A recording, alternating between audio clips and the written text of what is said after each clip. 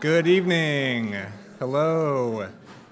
My name is Jacob Brooks. I am the Exhibitions and Public Programming Officer here at the New York Studio School, and I am honored to welcome you to the Spring 2025 Evening Lecture Series at the New York Studio School. A reminder to those of you in person on 8th Street to please silence all cell phones during tonight's event. We will reserve time at the end for a Q&A with the audience. For those in the room, please raise your hand and we'll bring you a microphone so that our online audience can hear your question. For our Zoom audience, you can submit your question by clicking on the Q&A button at the bottom of your screen. Following the lecture, please join me and our guests downstairs for light refreshments and to continue the conversation. The New York Studio School is grateful for the following funders for their support of the 2024-2025 Evening Lecture Series: the National Endowment for the Arts, the New York State Council on the Arts, the New York City Department of Cultural Affairs in partnership with the City Council, the Robert Lehman Foundation, the Samuel H. Kress Foundation, and many generous individual contributors. Now I'm delighted to introduce our speaker. Brandt Junceau is a sculptor whose illustrated essay on Rodin's Secret Museum appears in the current Blau International number 11. He finds that 100 years on, Rodin is still coming out. Scanning 7,000 plus archived drawings is like listening to a pulse or reading an EKG. It doesn't hide much.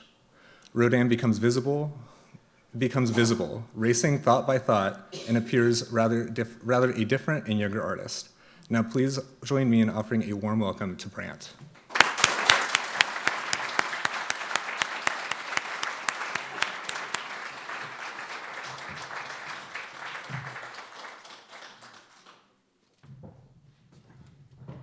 Thanks. So glad to be here. So glad to get this off my chest. I have to thank my partner Ingrid for so much, and the Musée Rodin for their help, to thank them in that order. In 1954, when Albert Elson was preparing the Museum of Modern Art Rodin retrospective, and he was a relatively neglected figure. He spoke to Jacques Lipchitz, who was a young artist, had met Rodin, and Lipchitz said, let me quote, "Rodin is still an unknown man." And I think today, best efforts of so many curators, so many friends of the artist, and the artist himself who created this Rodin persona, which still lumbers on, we could say the same. And the only way to get at this real guy as he was is not through the books and publications that, on and on and on, of which there's so many. It's looking at the works, which tell all. And the ones to really go to are the terracottas first, because those are exactly as he left them. They go into the kiln, and it's like a snapshot. It's like a freeze frame. The clay is exactly as he left them. They're as fresh as the day they were made. And next the plasters, and last the bronzes. And for me, I don't know how many people will agree with me, I would say last the monuments, next in order, the monuments, which for me are not usually him at his best. He's really, I think, not a monumental artist, or a monumental artist of such a special kind that it's barely recognized. The best of them, of course, is the Balzac, which was the last and the most personal. This shot is Rodin and somewhere thought to be before 1880, before he's actually started the gates, and it was my favorite as a younger guy. But I come to really get a lot from this. It's John Singer Sargent in, 18th, whatever. Some years down the road, they were friends, and Sargent's such a gifted portraitist. The thing that you see in this is there's sort of like one man behind his eyes and another on his face. Behind his eyes, he's really kind of a dreamy, diffuse personality, not at all an abstract thinker, not a constructor, not a builder, really a non-analytic character. He needs, and the liveliest and most accessible and sharp focus part is his eyes. He really lives by his eyes and needs things to be seen as they are for real, directly, and transcribed that way.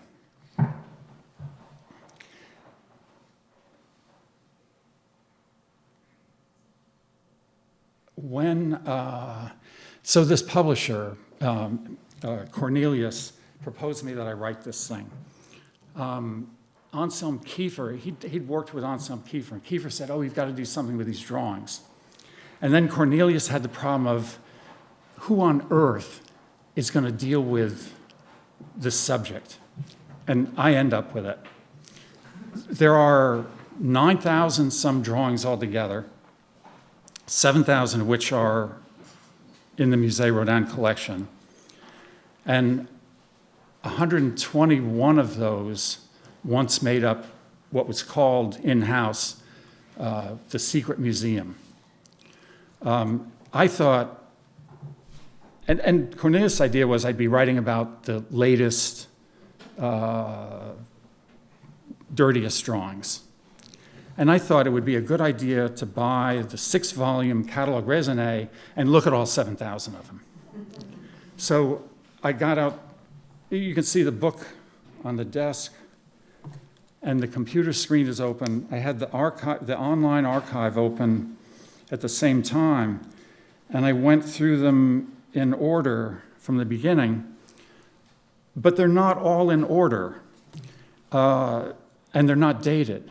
So it's really mixed up, which in a way is a feast for the brain and the eye because you have to put it all together yourself, which is possible, laborious. And on screen, on screen there, I could magnify them here. So I really highly recommend this archive. You can get everything there. It's a little cranky. It's not behaving recently, but what a resource. Practically everything you see here tonight, you can find online. So in 1895,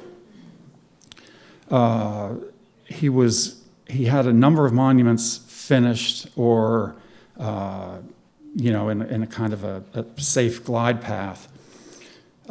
He'd worked so hard all his life, he was kind of tired of this thing, of this public career.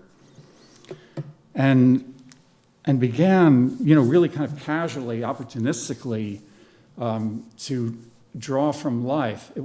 It like many artist projects, it does not begin with a program. It's something he'd done all his life.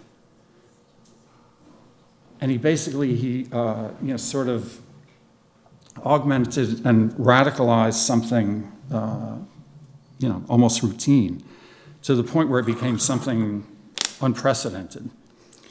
Because he was drawing these models straight from life, without a pose, without a commission, without a project, without a subject, and encouraging them not to pose, but just to, linger, travel, walk around the studio, take a nap, stretch, whatever they did.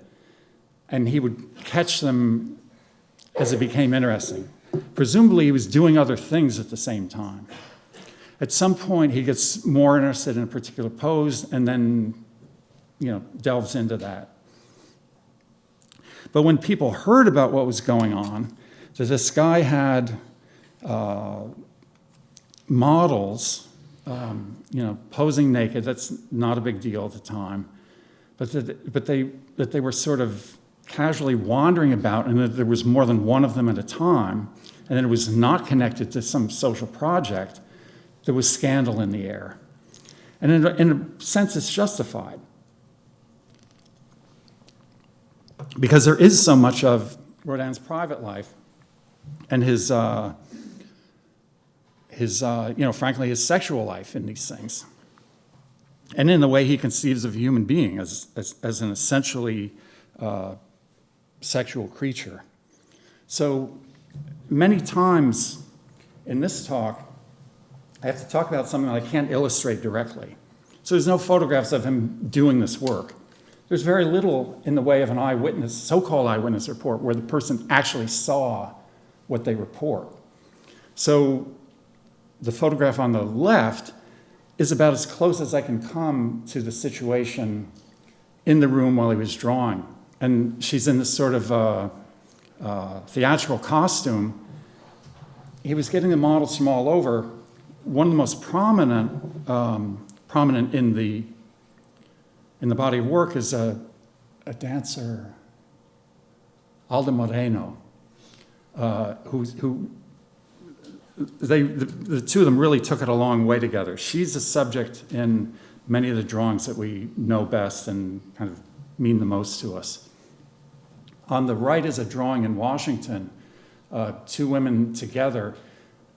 That at the time was, that was an adventure. That's the kind of thing that brought up this whiff of scandal.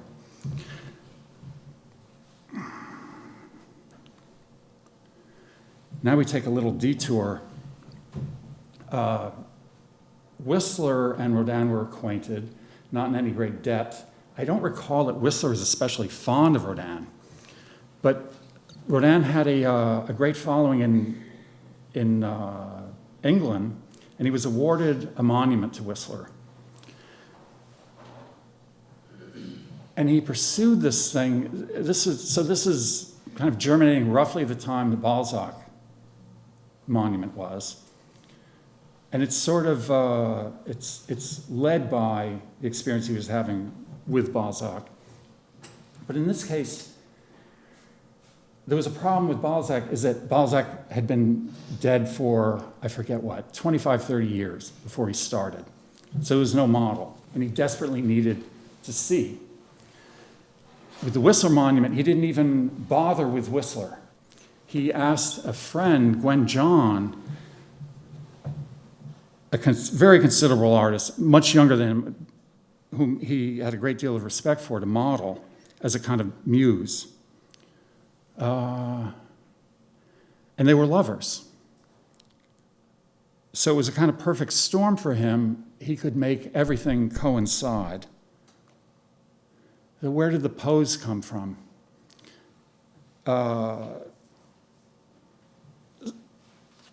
Eminent soldiers get equestrian monuments. Men of state get the wave to the crowd. Poets get one leg up.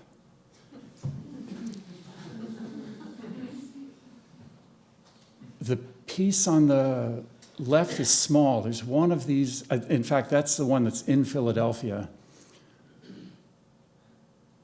The thing about this pose, and that's Gwen, a self-portrait, and a little bust toward the monument, which is at the Met. It's one of the loveliest things they have. It's interesting to see the difference. It's a really Rodinian difference between life and the artwork. The artwork could not be truer, and then in a sense, it has this sort of freedom and this warmth and wanders from life. This is the only way that Rodin could reimagine a subject and approach something that in other hands was a stock item, an ideal off the shelf. He had to find it in life. He had to recognize it in life. So he saw in her a muse before the project began. She wrote some hundreds of letters to him. Rodin was a real keep-away guy. And the more attached and involved she became with him, the more effort he put into keeping a distance. So there's very few notes from him to her, and literally hundreds. I think it's like close to 1,000 letters from her to him. So here you see her scribbling away or drawing. They're both artists. I just love that pose, this stock thing of the heroic poet and the artist at work coincide. And then you have, somewhere in this body of drawings, this nude, bearded figure doing this almost the same thing. The question is it him? Are the two of them in a room together, each of them naked, each of them scribbling away? It's unanswerable. It's practical. And can you see the numbers? I don't recall what they are. I'm sure they're not in sequence. And he did other drawings of a bearded character in which I also think it's himself. Whether he's got a model or not, he's identified with this character. And the thing that makes, for me, the Balzac so alive and the Whistler Monument so potentially wonderful, my feeling is it could have been better than Balzac, is that he's so identified, that they're both essentially self-portraits. So on the left is a small maquette for the Whistler. On the right is the Aurora, the dawn tomb figure from the Medici tomb of Michelangelo's, which he was crazy about and went to the first chance he got as a younger guy and drew. The pose is remarkably similar. It's no accident. It's also, we don't have to claim that it's deliberate because these impulses are so deep-seated and unconscious, they play out without a plan or a program. And this drawing, which is also kind of a trope on the same thing, if you swing one leg out a bit, you get this. It's got Michelangelo's name on it. The reference is obscure. He says it's a very beautiful Michelangelo. What he meant by it, who knows? He would sometimes scribble on these things like, notes to himself.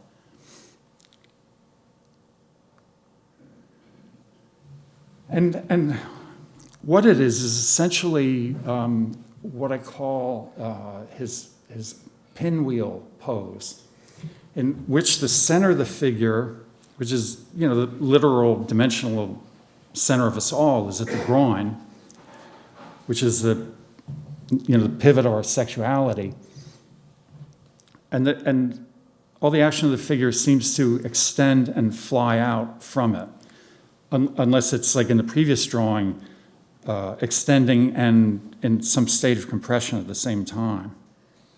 And this is, of course, from life.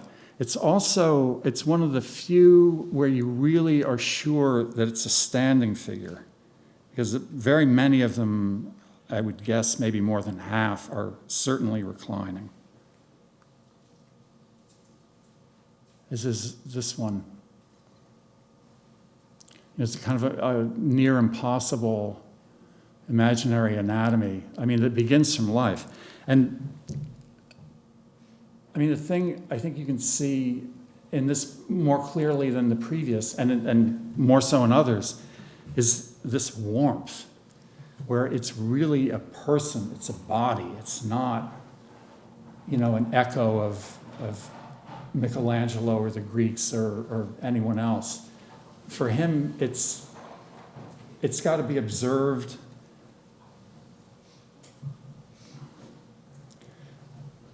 Not only to be real, but to be engaging, to be our own, belonging to waking, ongoing life. Whoops, sorry. There we go.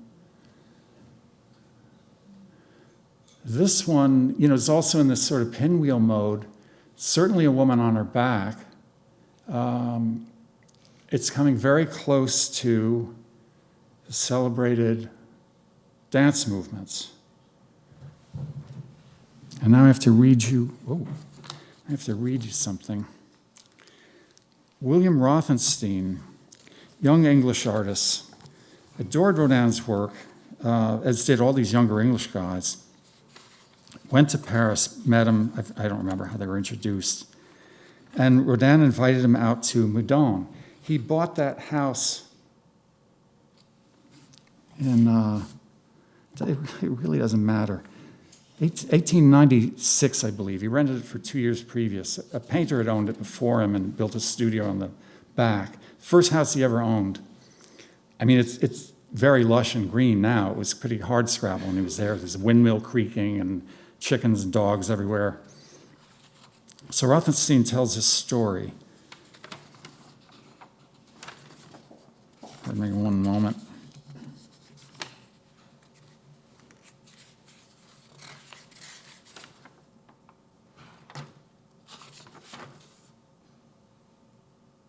Oh, so sorry.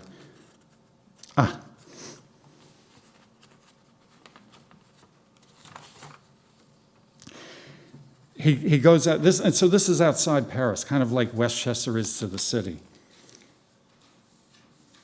In the evenings, we walked in the garden and looked down on the Seine and the distant panorama of Paris, bathed in the warm glow of the evening mist.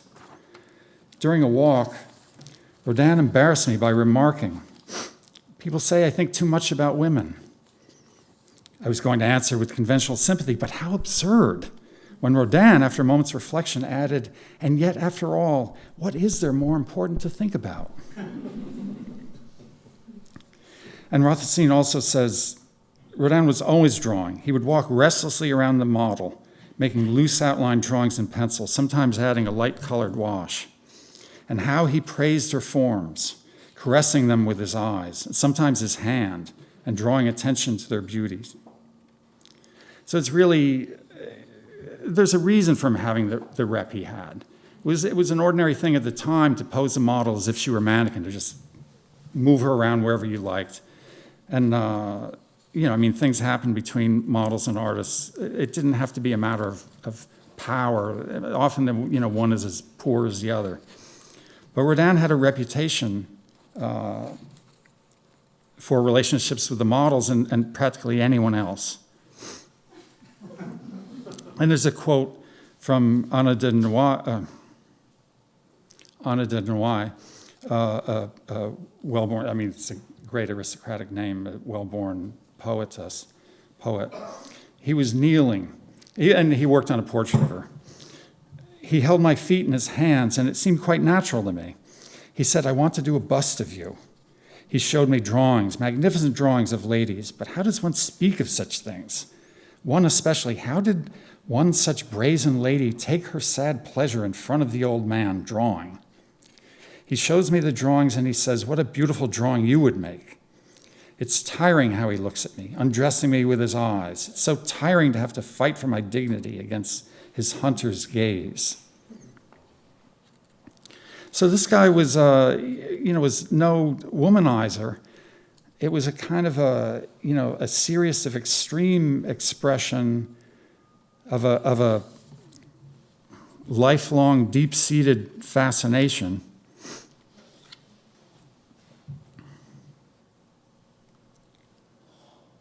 That led to this thing called the Secret Museum, which, there were numbers of drawings at different times. Sometimes they were in boxes, sometimes they're in folders. The contents changed. It's the best guess is that there were 121 of them at one point that can be identified as such and have been published as such. A lot of them are, today not so intimidating. Others still are. These are not the boxes. I don't know if they were documented anyway. So this is another, oblique stand-in for something that was maybe never photographed.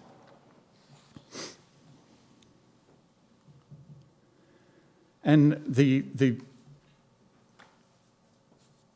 conventional thinking about this is, well, someone sets about making thousands of drawings of nude women. They're so sexual in nature the whole thing must tunnel down at some point to a logical conclusion, which will be her genitalia. And this, I think you recognize, this is not Rodin, this is Courbet's Origin of the World, which was painted on commission. So it was a job. It wasn't a matter of impulse like Rodin's work. It was plenty notorious in Rodin's day. It was painted in 1867 when Rodin was 27. It was a precedent that he didn't need, and he had his own reasons, which did lead at some points to the same thing. But such a difference. The drawings that are most close up, isolated, and schematic, I find are really not so interesting. And given that there's so many drawings in the subject, I just picked the stuff that's interesting to me and left them aside. This is the way we could imagine him beginning to approach a subject, which he did incrementally and unprogrammatically, and it had to be in a relationship with a model who would pursue this with him, not just anybody.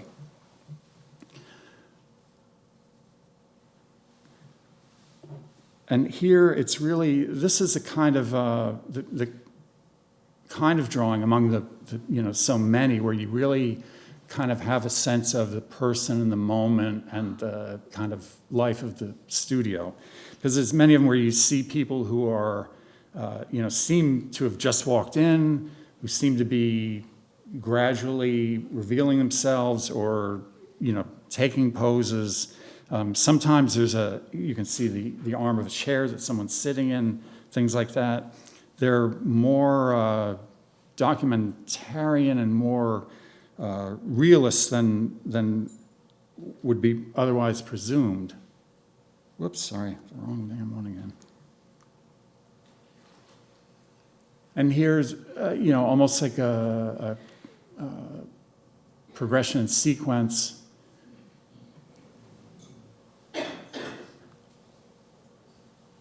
The thing that I noticed is that for him, the isolation that Courbet's patron took, and it's interesting that painting eventually ends up in Lacan's hands and behind shutters. It's a real fetish and a kind of intellectual, philosophical toy. Rodin really sees everything in terms of the entire figure and the person. It's very rare you find a drawing of Rodin where the model's gaze is not evident. And they very often are looking at each other. So the drawing feels like a kind of a partnership between two people. This one, her head is way back. As Anna de Noailles said, these drawings of women masturbating, of which this is one. And the heavy erasure seems to be associated with a kind of like a fainting,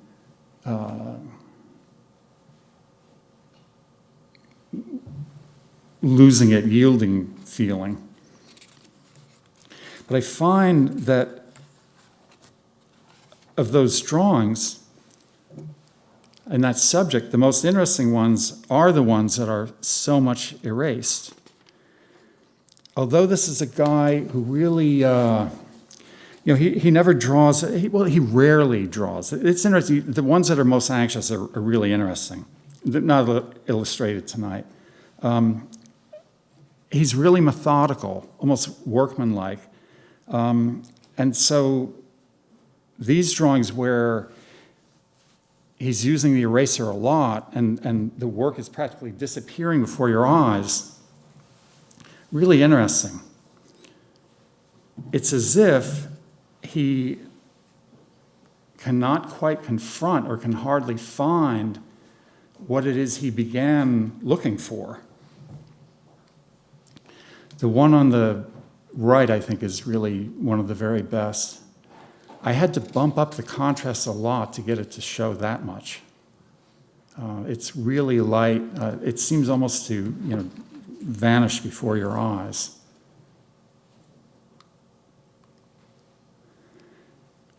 It struck me looking at the whole, 2,500 of the late ones,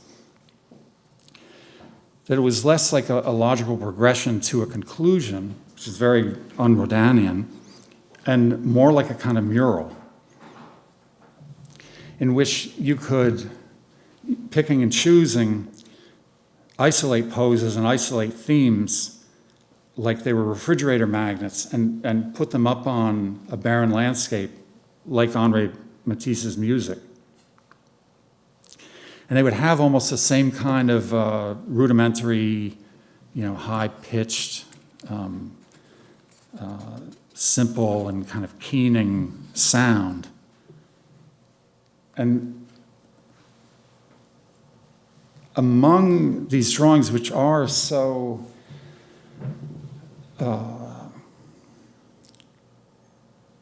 sexual, there's a considerable element of difficulty, frustration, sadness, and even a kind of a tragic feeling.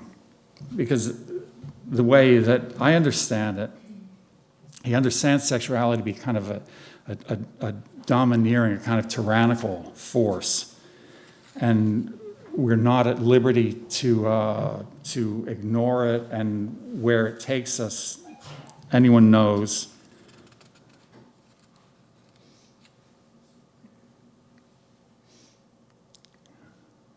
This one's almost Sphinx-like. It's kind of bestial. It's also a kind of thinker. There's a sister to it, which we just don't have time to look at everything. Her face is a little further up, and she seems to be a kind of thinker. For me, more so than the thinker.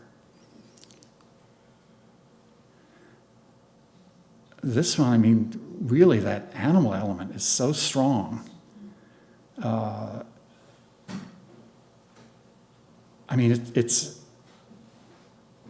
It's a credible human figure that's nearly dog-like and almost seems to make an audible howl, and to be leaning over, like another body or, a prey. And then there's a number of them also where this thing of being on the ground, no support, neither standing nor lying, no furniture, no horizon, kind of barren landscape or no space, explore this kind of birthing theme. There's just, with so many things to see, there's just not time to look at everything.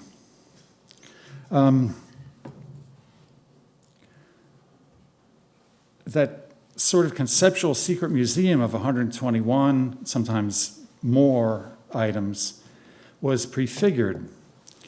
And this talk kind of grew as I worked on it, and I realized that, really this notion of the conclusive secret museum is something that had come up again and again in his work previous. Not as a conclusion of something, but as a kind of a metaphor, an organizing principle. And a matter of him starting out wanting badly to be a public artist, to be a public sculptor of monuments, which for a French artist at the time was the only standard of success. This was in conflict with the kind of personal impulses that drove his work and made it the living thing that we value today. So by the time that he began his first public commission at 40 years old, The Gates of Hell, visitors said that he would take them to a shelf somewhere kind of, out of sight, off the track, and show them these small studies that were contributing to the whole. And their kind of remoteness, sometimes they were covered, sometimes they were around a corner, something like that. We don't have any documentation of that, of what these things actually looked like. But in the studios going forward, there's often these big vitrines or big cabinets, and that's as close as we get. There's one of them where the glass doors have some kind of cloth drapes behind them, so that you don't see in unless he opens the doors. That's about as indicative as it gets. And so what was in these cabinets? Things like this that were modeled either purposefully as such, these as couples of some kind or another. They end up being Paolo and Francesca, Romeo and Juliet, et cetera, down the road. First, it's just, kind of eruptive impulse. Sometimes they're modeled as such, modeling both figures at once. Sometimes he would have a number of plaster castings, and visitors say they saw him do this. He would put a bunch of things out and then start putting them together spontaneously in different ways. This one is the sort of folded up figure on its knees is a Ugolin, if you know that theme from Dante's Inferno and from The Gates. And he's combined it casually, spontaneously, stubbornly, awkwardly, with some other figure, which he referred to as a bird woman, or someone did. And these are kind of the equivalent in private life, private themes, and not yet ready for public subject, equivalent to the later drawings. The later drawings one could really consider to be the gates of hell by other means. And this one has that special kind of Rodin warmth and suppleness in the younger figure at the front. I mean, these two are modeled, ensemble. It's not an accidental, kind of nesting closeness between them. And that supple, warm, as if living body thing is what carried Rodin over. Otherwise, he would never have broken through. This element, it was so extraordinary, could not be denied. Another kind of trope in this, private life, secret museum thing is that he had a number of studios that were dedicated to the commission monument, and then other studios that he rented himself, and this one clandestinely. It's a 18th century ruin called the Clos Payen in the middle of town, in the middle of the city. But it had been an 18th century villa in what was then countryside, and it was derelict. This picture was taken, I don't remember what year, but this is the condition the building was in when he began working in it. This picture is later, maybe about the time that he left it. He rented it for about 10 years. And he and Camille Claudel worked in there together and individually at the time that she was assisting him with the burghers of Calais. No heat, no water, no electricity, no light. And it was photographed. These are interiors. You can see it's a derelict building. I mean, they're practically squatting there. On the left, you see figures from the burghers of Calais. On the right, and a kind of a pivotal figure study toward the Balzac monument. At which point, he and Camille, were no longer seeing each other. Were no longer in touch. And there's the burghers in their working size, which is about like so. It's about as big as he ever worked. The monuments were enlarged by others and retouched.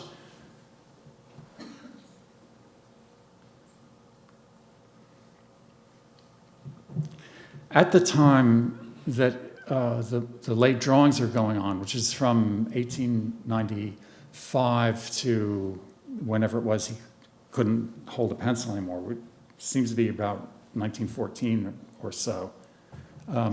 He had, in 1900, after his self-capitalized exhibition at the World's Fair in Paris, he'd begun to make some real money. And to think about a museum of his own work, which would be the first of its kind, the first single artist-generated museum based on a donation to the state. He began collecting antiquities of all kinds, and from everywhere, Southeast Asian things, pre-Columbian things, Greek and Roman, and these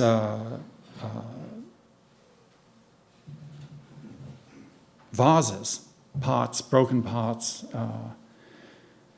and doing that thing that he, was already known to do of making combinations, of picking up something and sticking it together one way and another, and is this moving, is this interesting, over and over, and in combinations and in orientations that no one else at that time would try. And did the same thing with these vases. Degas, of course, is famous and appreciated for putting a small figure on a kind of like an ordinary dinner plate, as if it were a bathtub. I find these really considerably more adventurous and moving, and in unexpected ways, in ways that couldn't have happened, would not have been revealed unless one just tried things without an idea of how it would work. Among the late drawings, there's a great many sort of woman amphora, really tiresome, very repetitive. This is a lot more interesting. Clearly, from these other drawings, you understand that he's trying to find this illusion, this simile between the body and a vessel. Another interesting perspective on it is that he defines sculpture as the science of the bump and the hollow, the solid and the void, that there were just these two things. And the vase form, of course, is something that's positive and negative.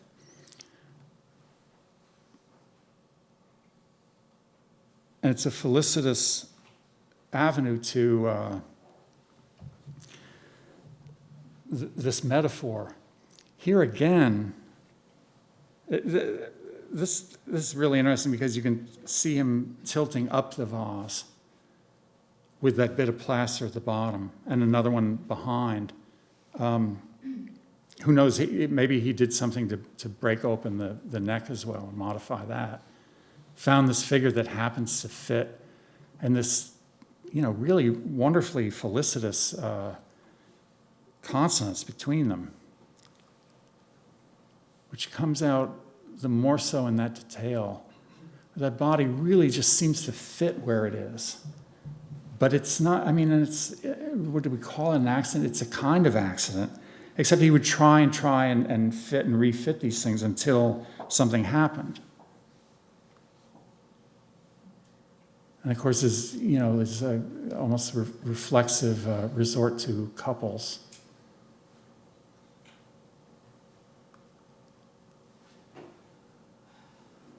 This one's, I look at it and I can't not think of the Michael Heitzer double negative. The slot he cut in a canyon, which is empty. I mean, in this one, it's occupied.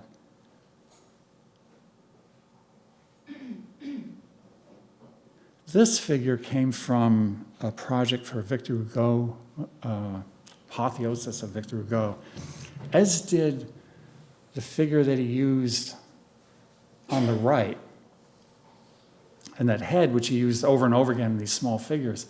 I mean, when I was a kid reading about this, I read how these things apparently come from Can-Can. Seems believable. I swallowed it, hook, line, and sinker. And I go through these 7,000 drawings. No, they don't. They come from these late poses where there's women lying back on a couch, whatever. And this one, I don't remember if this is associated with Alden Moreno, but, a dancer stretching. This drawing is even, I mean, it's marked. Got a pointer. In his own hand, it's marked Ba, there. He wants you to know that's the orientation.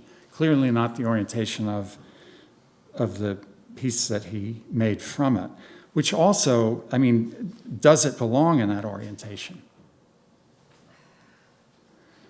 This one as well, these are very closely related, if not as literally as the one before it, to poses in late drawings.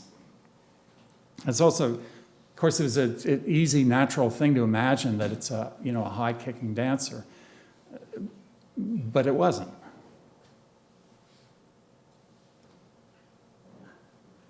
These two I'm especially fond of.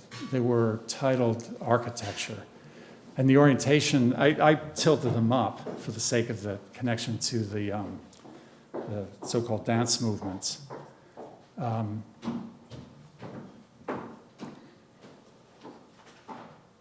It's clearly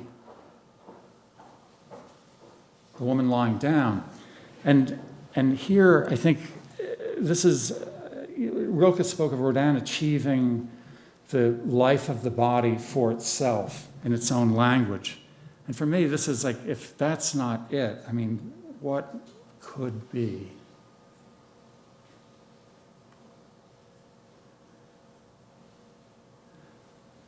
So Rodin and his common-law wife, Rose, met when they were practically adolescents.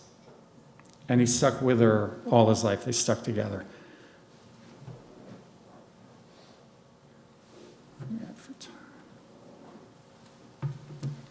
So we have to really hustle. Rodin had a kind of miserable existence because Rose had such a miserable existence because Rodin was really, so extraordinarily unfaithful. Loie Fuller took him to a performance of this Japanese micro troupe, Hanako, and three actors who put on this melodrama of marriage, betrayal, jealousy, rage, and suicide. Rodin was absolutely transfixed. That gives you some idea of, and all in Japanese. Of course, he didn't speak a word, and she didn't speak a word of French. But he engaged her to model for him. She visited Rodin 3 times, and he made 40 busts, basically encouraging her to go through the whole action of the play and enact all these stages of the existence that he'd put his partners through, and Rose. They're fabulous. The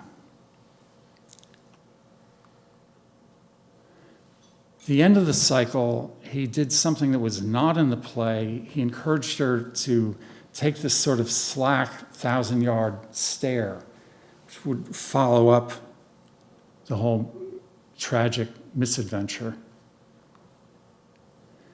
It's all about his relationship with Camille, among others. That's a portrait bust of Camille from which he derived a great many works. And on the left, an assemblage of a left hand from one of the burghers with a plaster taken from the same head.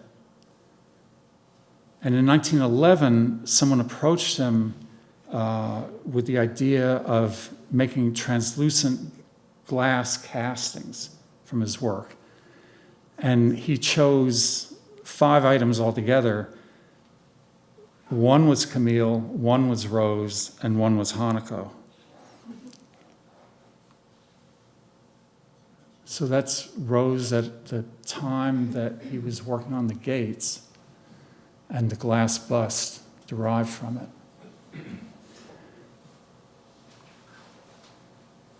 He took these 3 busts and installed them, is a word we would use, in private spaces.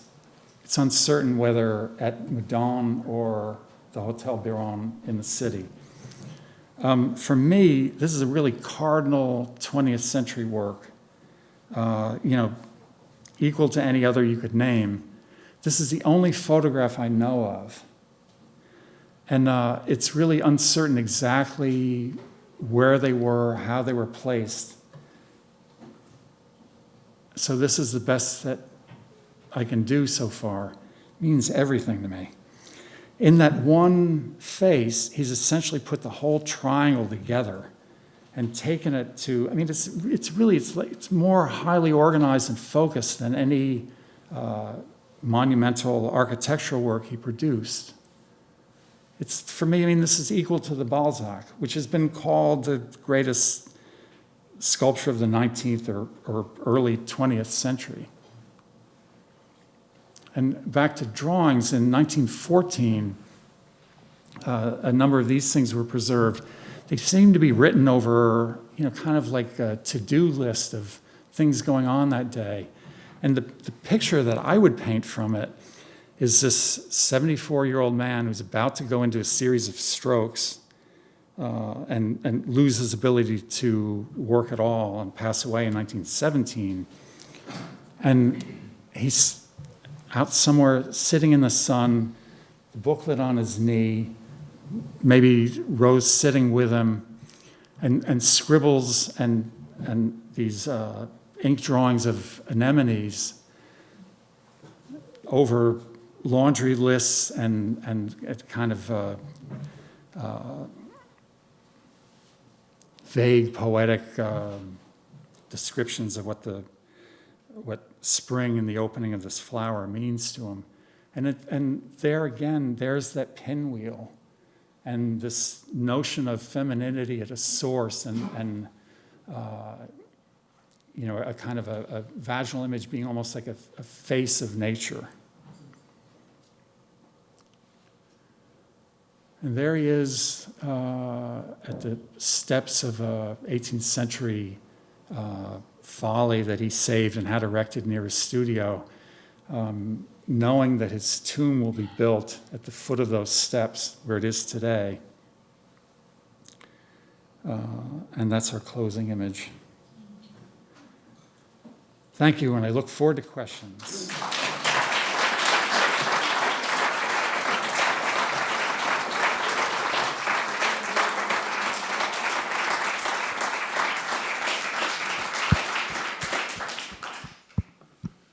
Could have made a sharper case, but God, I had to really hurry to get everything in. If you have any questions, you can just raise your hand.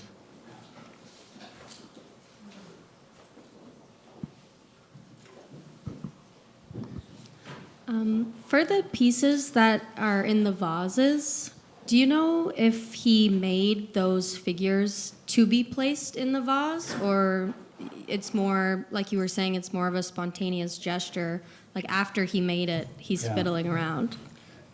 Exactly. Not made for the purpose at all. It's purely fortuitous and found. It's like he treated all these studies as ready-mades, and just found out what could come of them, and found out what they could mean, what emotions they could name, simply by doing them. And it's almost like the feeling and the idea didn't exist until the object existed in some combination.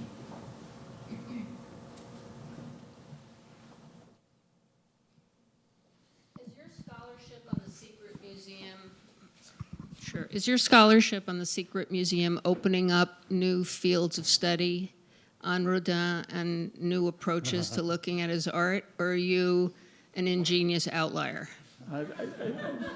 Art historians are, not so receptive to artists' ideas about what they study. So who knows? I mean, it could happen. Every once in a while, they have a kind of a favorite. I mean, I'm not one of them to date. I have a couple of friends who are like very eminent people who, they respect what I do, but I've also had, some difficulty getting across. But I think really that art history belongs to artists, and they remake it in their work and in how they explore it. They each assemble art history for themselves to their own mind.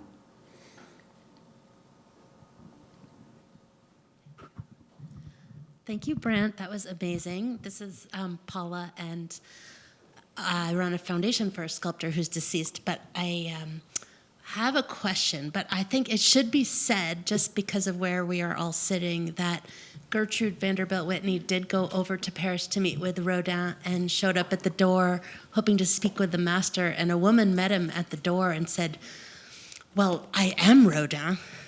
And actually that was my relative. Anyway. The notorious Duchesse de Choiseul. Yes. And but I was interested to see one of your drawings at the top, the words, and you were talking about the erasure. Mm-hmm. It says, "Elle meurt," she dies, and then it was crossed out, and as you mentioned, said she faints, or she fainted, "Elle évanouit." I think the die is like the little death of orgasm. So he's describing that as a memory, or like to guide the viewer, like it's just a study? I mean, it's a good question. No one can. You can look at these things and you really know what you see, and you can't prove it. There's some of them that clearly he's in an ongoing relationship with someone, and you're seeing something that's happening between people.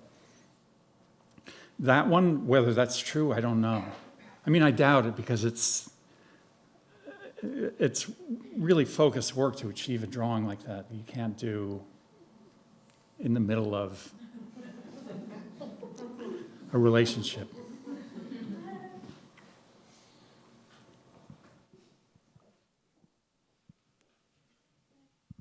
Hi, thank you.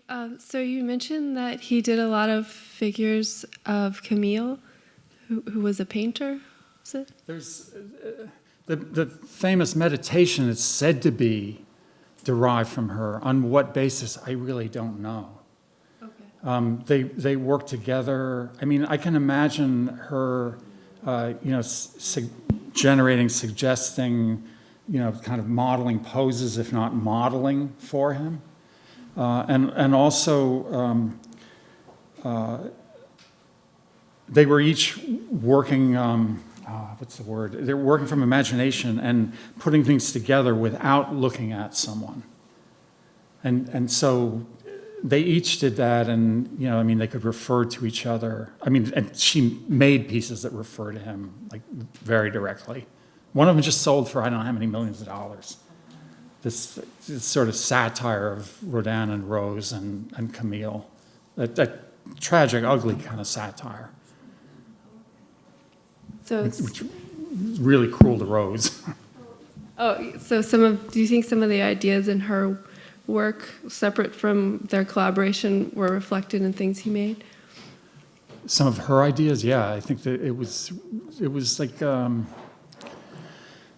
what like Virginia Woolf calls it the androgyny of the artistic mind, where there is no male, there is no female, there's no boundaries. I think at some point there's almost no, artistic boundaries between the two of them. They're really sharing something and developing it separately and together. Thank you. The pieces of the figures with the in the vases, the whole concept, I mean, it just came off so well. But did he just fiddle with that and move on, or did he get excited by it and make something of it? Well, and did anybody else ever pick up on it? Because I've never seen anything much like those. I can't think of anyone doing the same thing, especially with antiques, classical antiques.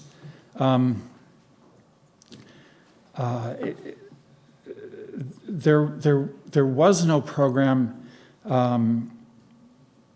It was him doing this thing that he did, alone and sometimes, witnessed by visitors. The interesting thing there is, although he would market anything, I don't think he ever marketed those things. I can't think of, I could well be wrong, but I can't think of bronzes that come from them. The impulse is really all his own. He's really working for himself. In the drawings, in those, 2,500 drawings, in all those assemblages, which take many forms, not just collisions of figures and vases. It's also like the hand bust of Camille. That's another one. They're really for himself. And some of them are very awkward. And there's these collisions where the figures are vastly out of scale to each other, things like that. Really startling. We have a question from Zoom. Duchamp's one given transfixes the eye on the Medusa. Is Rodin's secret museum a prefiguration but less complex? I don't know. I doubt that it's less complex,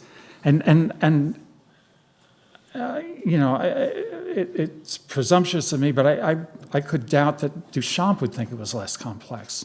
And an interesting thing, which I didn't bring up, and it was on the list, is that there's landscapes in these albums of drawings, and I looked at them and I thought, wow, this is the pinwheel, this is, the recumbent woman, this is the étendard, this is the Duchamp piece, the landscape, which is, a woman. I didn't put it in. Thank God, right? We'd be here till 8:30. We have time for a couple more. Rodin was really respected by younger artists like Duchamp. Apollinaire thought very well of him. I really can imagine that Duchamp, whether deliberately or not, is picking up from something that Rodin has dropped on the way before him. Thanks, Brandt. That was really great. I feel silly asking this, but is the secret museum your term or No. Rodin's? No, Okay. It was like a nickname in the studio among his secretaries and assistants and so on. Where's the secret museum? Where did I leave the secret museum? Who knows where it is? I'm going to take something out, I'm going to put something in. There's something there I'm going to show here or there, or they rejected this. Put it back in the secret museum. It was that kind of thing. And it's an echo of the secret museum from Pompeii, because there are all these filthy items in in Pompeii and Herculaneum that were too good not to be seen, and they were in a cabinet or a room or something somewhere off limits. But if you asked, in the tips, someone would show you. We have time for one more. I feel so proud that we have time for one more. Last time I went so far over. Yeah.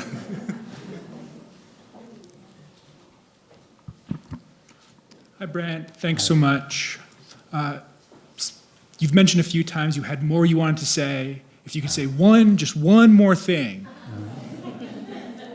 what would you say? I'd say that, Michelangelo was the first artist who said, I never had a shop. I never had a storefront with a shingle outside. He broke this ground. He changed what it meant to be an artist for everybody.